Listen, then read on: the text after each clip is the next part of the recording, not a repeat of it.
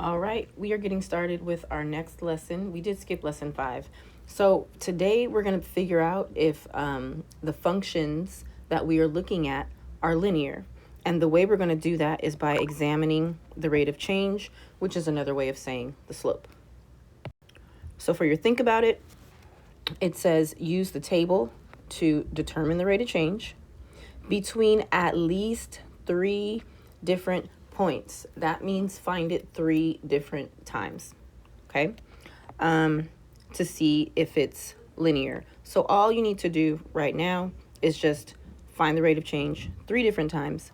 So first I'm going to use these 2 points.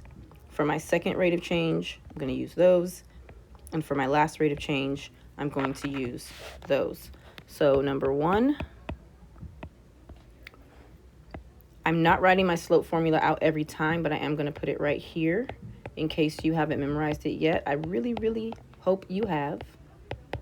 So my y2 is 13, my y1 is 11, my x2 is 3, my x1 is 2.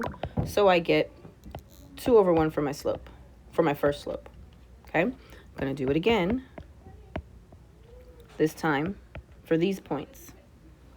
So m equals y2 is 17, y1 is 15, x2 is 5, and x1 is 4, and I get 2/1 again.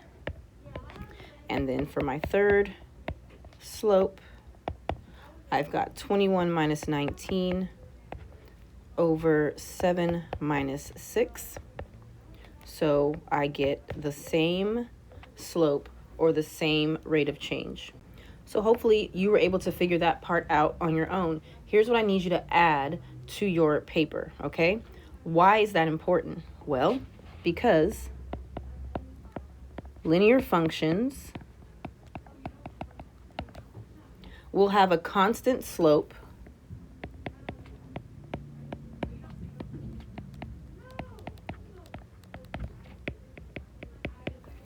no matter which points you choose, okay? The slope cannot change, you guys.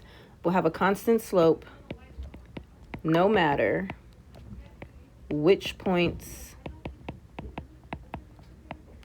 you choose. So I could choose the first point and the last point. I'm still going to get a slope or a rate of change of 2/1.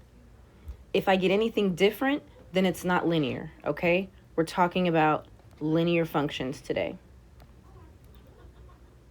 You're going to take some notes, and then we'll write our conjecture in the next video.